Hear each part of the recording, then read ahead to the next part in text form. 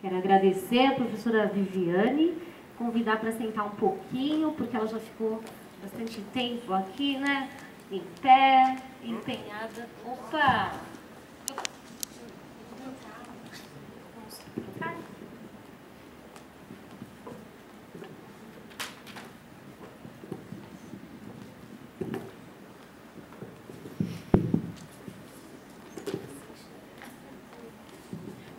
Então, eu e a professora Viviane vamos trocar aqui o mesmo microfone, né? E eu quero deixar vocês à vontade para virem aqui à frente, colocarem suas impressões, seus comentários, se tiver uma pergunta, para a gente conversar a respeito.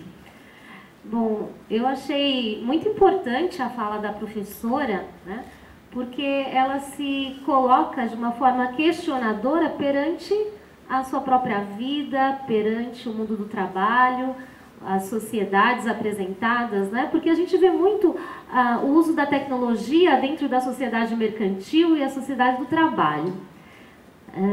A internet, ela é uma inovação disruptiva, né? Que ela causa, desde a década de 80, com maior acessibilidade, ela causa um impacto que é avassalador, no sentido de transbordar para diversas áreas. Então, você tem a internet na educação, a internet na empresa, a internet dentro da sua casa, disputando espaço e tempo com a sua família, né? Algumas pessoas vivem conectadas dentro da sua própria casa, né? No trabalho, algumas empresas, se a gente pegar a indústria automobilística, consegue reduzir imensamente os custos fazendo trabalhos colaborativos. Então, tem uma webconferência, o engenheiro dos Estados Unidos vai conversar com o engenheiro do Brasil e melhorar o design do carro que está sendo feito em um terceiro país. É fascinante, mas ao mesmo tempo assustador. Né? Eu e alguns autores, a gente acredita que o velho convive com o novo. O novo vem, mas ele vai chegando aos poucos, né? O que eu gostaria de comentar, ou que a professora falasse alguma coisa em relação, é que, bom, a gente está trabalhando com o uso da tecnologia, cada vez mais em rede, e como seria o uso da rede de uma forma colaborativa. A gente fala sempre o uso da internet para acessar rápido, para contactar rápido, para reduzir o custo. Mas e a rede para colaboração? A gente teria um meio termo também do novo, a internet, convivendo com o tradicional, né, que são as pessoas, olho no olho, né? Eu posso usar a internet para fazer o meu curso à distância, mas eu posso ter uma rede colaborativa também, usando essa ferramenta, né? Eu posso também ter momentos presenciais, né? Isso trazendo para o EAD, mas em outras instâncias, né? A rede colaborativa, ela é possível? Só um comentário. É bem possível. Eu acredito que vocês já devem ter acompanhado alguns modelos aí na internet, inclusive com relação à utilização de jovens da terceira e quarta idade, que dão treinamento, não sei se vocês acompanharam, de idiomas, né, para outros jovens, talvez aí nas primeiras idades, enfim. Então, é uma forma deles se sentirem, né, bastante úteis e queridos por outros. Além disso, de você conhecer programas das ONGs de todos os lugares, mas esse tempo que a gente dispõe na internet, é muito importante que a gente limite.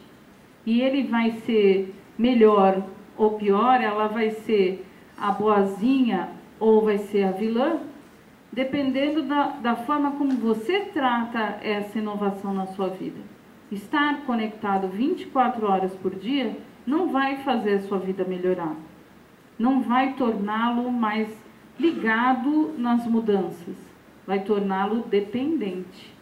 Então, existe um meio termo que é importante seguir, né? Me ocorreu agora um exemplo que acho que aconteceu há uns 2 anos atrás, de um garoto de 9 anos de idade que, na escola em que ele frequentava, depois de um período de férias, ele retornou e o pão de queijo da lanchonete tinha aumentado 40% o preço, e ele, por uma rede social, ele mobilizou o grupo de amigos e começou a fazer uma rede em que ele conseguiu influenciar várias pessoas a não comprarem na lanchonete em função daquele preço abusivo, aquele aumento abusivo, e o dono da lanchonete, ele teve que baixar o preço do pão de queijo. Essa nova geração, ela está sendo inteligente no sentido de tentar utilizar de uma forma transformadora, né, a sua realidade. Quando um garoto de 9 anos de idade conseguiria influenciar tanto, né, ele conseguiu utilizar de uma maneira inteligente, né, a favor, ele conseguiu mobilizar pessoas. Eu acho que a gente tem que entender que a internet e as nossas ações na internet exigem sim a responsabilidade e uma responsabilidade também que envolve transformação da nossa situação no mundo, do nosso entorno, né? Da faculdade, da empresa, dos amigos. Nós temos uma responsabilidade que vai permear aí alguns anos, né?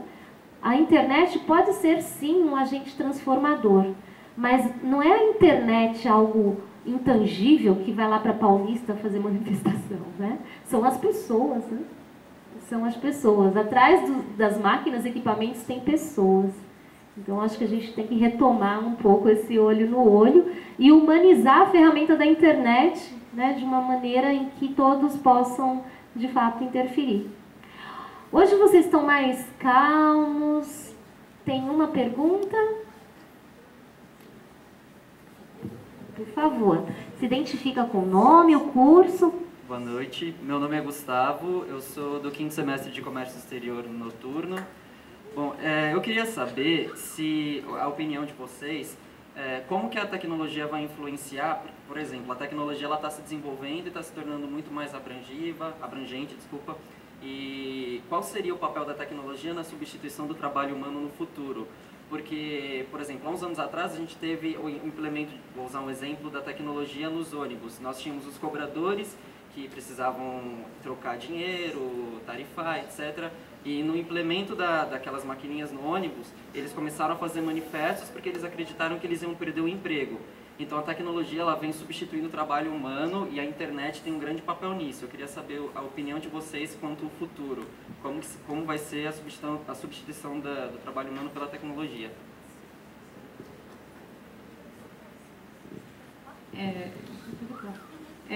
Então, de fato, substitui e vai continuar substituindo, né? A gente tende a um processo de mudança, inclusive com relação às novas ofertas das posições do trabalho. Então, talvez não terão mais cobradores, talvez teremos menos seguranças.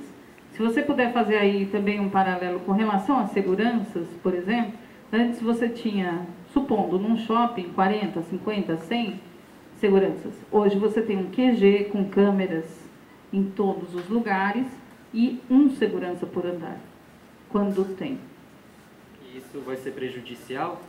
Não, porque eu acredito, quanto professora, quanto pesquisadora, que abrirão outros postos de trabalho.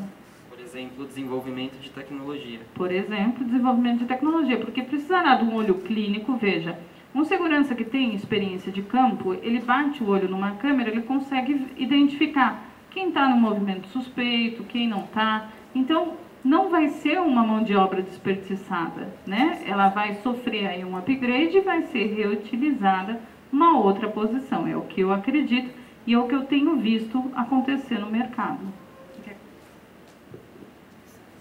Bom, na economia tem um nome para esse tipo de desemprego, o desemprego estrutural, né? Onde a tecnologia é utilizada no lugar da mão de obra direta.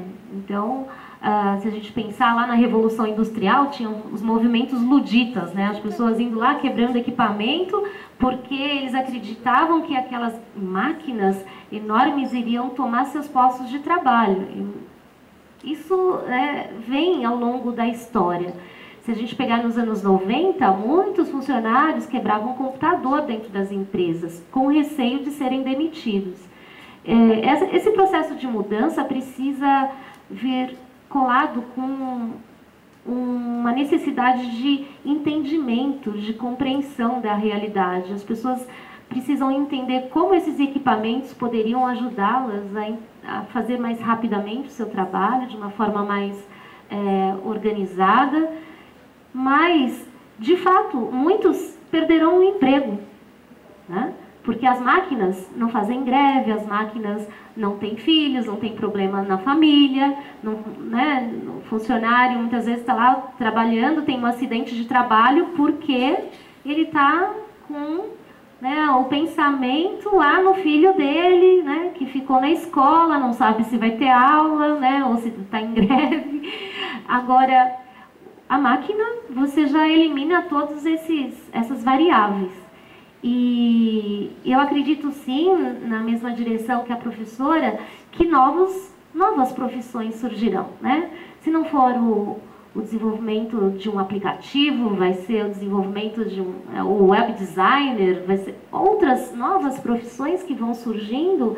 Só que um ponto crítico aí é que as pessoas que vão ser ocupantes desses novos cargos, dessas novas profissões, serão aquelas pessoas bem formadas, né? E por isso a importância da educação, que a professora falou, né? Quer dizer, existe uma necessidade de acompanhamento dessa evolução tecnológica. No entanto, quem acompanha são as pessoas preparadas, porque nós temos aí de frente, né, assim, com pesquisas do IBGE, muitos que são excluídos desse processo, né? Excluídos literalmente, porque não tem acesso à internet em casa, ou porque a internet é falha, ela cai toda hora, porque a gente está num país em que não existe uma infraestrutura que garante a estabilidade, né? E, enfim, é importante que o Estado tenha políticas públicas, porque o Estado é responsável pela inclusão digital, né? Tem muitos países desenvolvidos, que colocam lá no início do ensino, segundo ano primário, o aluno tem que aprender a programar. Tem os analfabetos digitais, são agora aqueles que não sabem programação. Então, cabe ao Estado, né, fazer essa mediação e adaptando a sociedade para absorver mais rapidamente essas novas tecnologias. Senão a gente, mais uma vez, vai perder a chance, né, vai ficar na retaguarda, né? Obrigado. Deixa eu só aproveitar uma coisa, porque eu me lembrei de um aspecto, justamente na área da educação. A diferença desse profissional ser colocado, que foi substituído pela máquina, supondo, ou por um desenvolvimento tecnológico, a diferença será a educação. Será esse aprendizado contínuo. Veja, eu fiquei desempregada, mas eu tenho outras habilidades, eu me recoloco rapidamente. Mas é importante guardar e salientar que essa nova era é a era oposta da era industrial. Não há zona de conforto mais. É uma era de rompimento com a zona de conforto. Significa que não há um padrão, e sim uma busca contínua. Ok? Obrigado.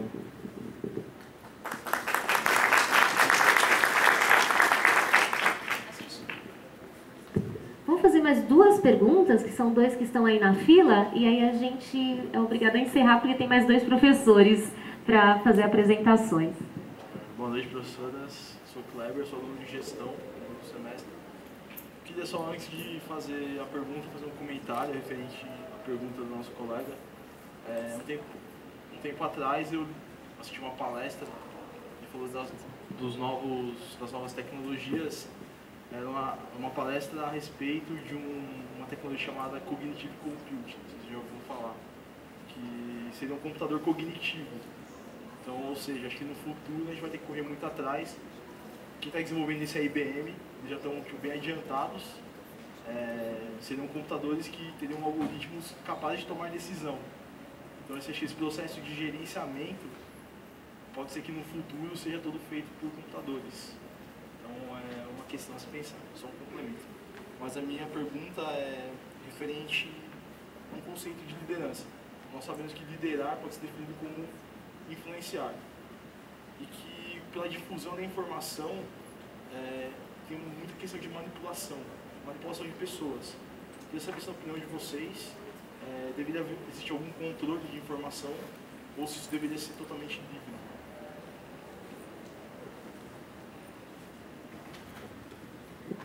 Bom, minha opinião pessoal, eu sou a favor que seja livre a informação, né?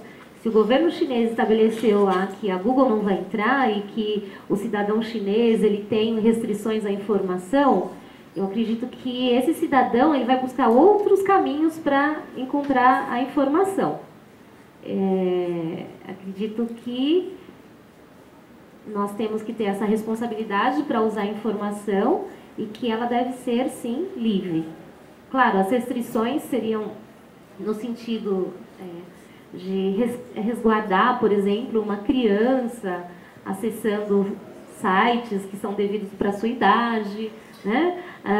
Existem problemas sérios de saúde pública, por exemplo, na Coreia, em relação ao uso demasiado de jogos eletrônicos. É um problema de saúde, é um problema social, é um problema de saúde pública na Coreia, porque as pessoas realmente estão ficando viciadas em jogos eletrônicos.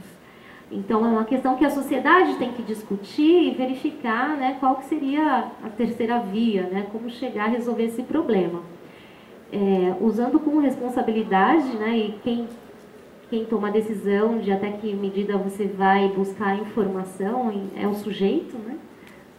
O Estado pode impedir o acesso, mas aí sempre vai ter o hacker, né, que vai conseguir, porque ele é um desafio para ele, né, quebrar as regras, quebrar os padrões, conseguir né, uma base de dados de um banco e falar, olha, banco, né, cuidado que a gente existe, que a gente pode, né, denegrir sua imagem acessando os seus dados.